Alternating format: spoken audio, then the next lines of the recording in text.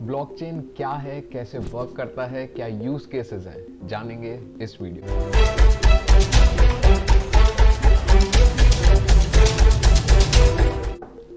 Hello दोस्तों, Priyansh this side. मैं triple IT Gwalior में पढ़ता हूँ और पिछले 1 साल से ब्लॉकचेन स्पेस में काम कर रहा हूँ। I started out my journey as a freelancer on Upwork. उसके बाद I did Celo India fellowship, Summer of Bitcoin, and currently I am working at Certic, which is a smart contract auditing firm. So first thing first, blockchain क्या है? If we talk about history, blockchain term जो coin हुआ था वो 1990s में कुछ researchers के द्वारा किया गया था, और उस टाइम क्योंकि इंटरनेट ही काफी न्यू था तो ब्लॉकचेन के यूज केसेस हम ढूंढ नहीं पाए and people just forgot about it.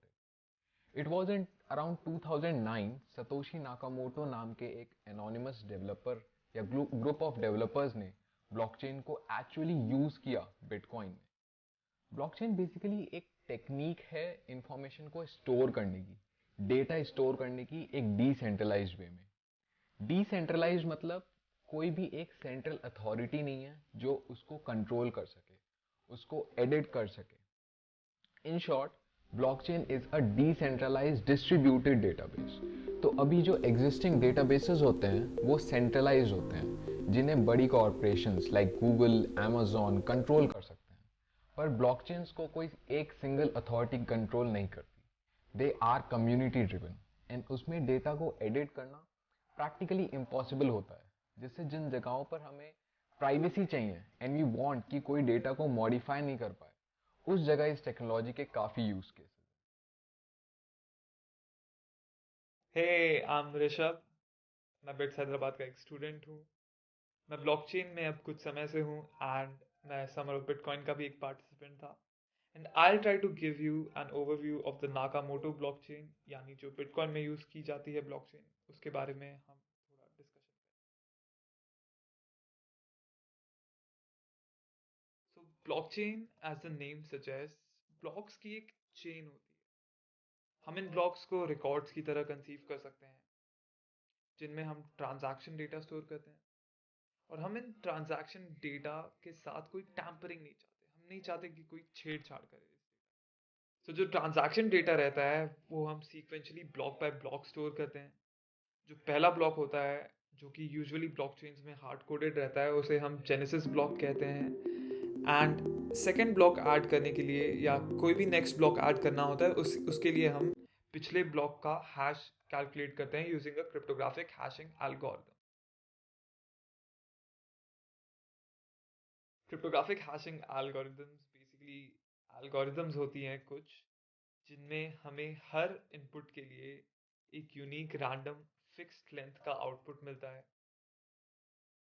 इसमें हमें कोई भी दो इनपुट के लिए आउटपुट सेम नहीं मिलेगा थियोरेटिकली। जब हम किसी ब्लॉक को हैश करते हैं तो उस ब्लॉक का जो हैश आता है वो हमेशा यूनिक और अनप्रेडिक्टेबल रहता है। तो अब हमें अगर एक ब्लॉक को ऐड करना है ब्लॉकचेन में, तो हम जो लेटेस्ट ब्लॉक है उसका हैश लेते हैं, उस नए ब्लॉक का डेटा लेते हैं और एक रैंडम नंबर लेते हैं और तीनों को साथ में एंड हम उस रैंडम नंबर को इतने बार चेंज करते हैं कि हमें एक पर्टिकुलर पैटर्न का हैश मिलता है।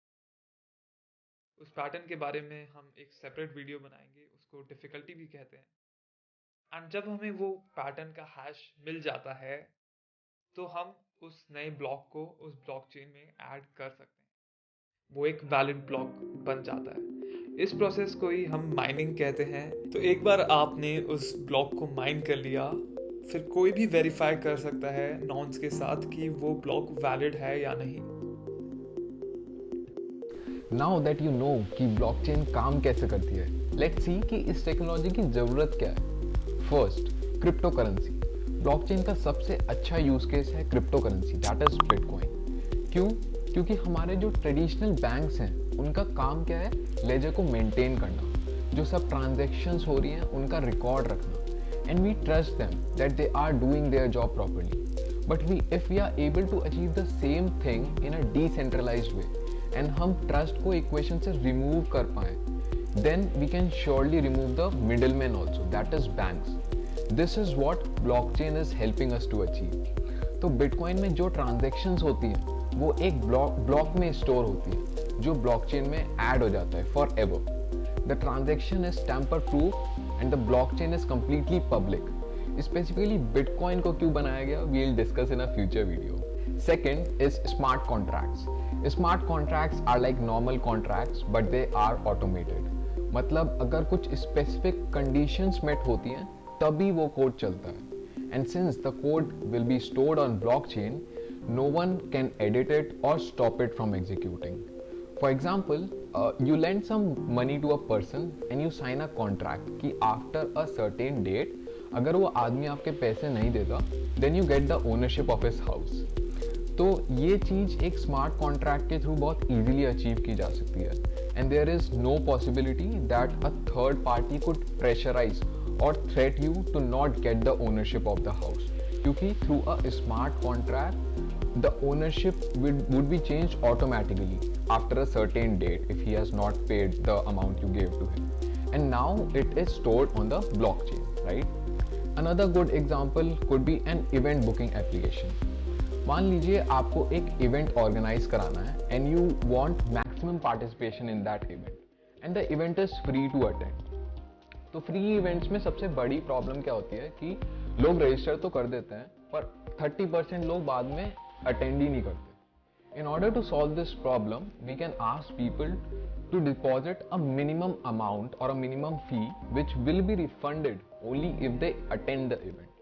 And let's say that in this model 30% of people were not able to make to the event. So here's the USP of the app, that all the money deposited by those 30 people will be redistributed to people who attended the event.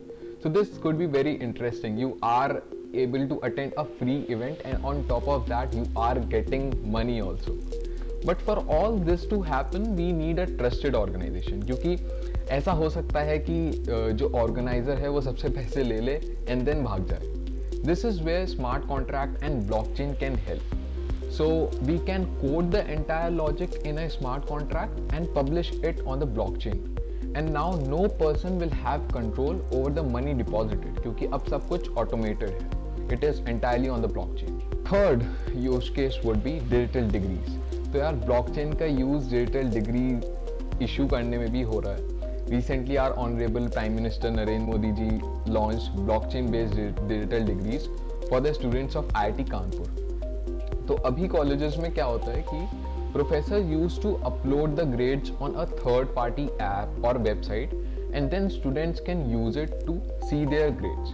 But there is a possibility कि कोई बीच में grades को change कर दे and हमें पता भी नहीं चले, क्योंकि we'll only doubt our grades कि अगर A आना था और E या F आ रहा है तभी then only we'll doubt कि we'll ask professor to recheck it, right? तो blockchain पर store करने से the data could not be tampered and the recruiters could trust your degrees, and if you are applying to a foreign university they could trust your previous degrees. and जो लोग fake marksheets बनाकर scholarships लेते हैं उस type के frauds काफ़ी कम हो जाएंगे. So these were the three use cases. Not only these, we also have usage of blockchain in land records and supply chain also. We'll cover it in a separate video. तो अब आप जान चुके हैं कि ब्लॉकचेन क्या होता है, उसके पीछे की टेक्नोलॉजी कैसे काम करती है और वो कहाँ यूज होता है. अगर आपको ये वीडियो पसंद आई तो ज़रूर इसे लाइक कीजिए एंड अपने दोस्तों के साथ शेयर कीजिए. मिलते हैं नेक्स्ट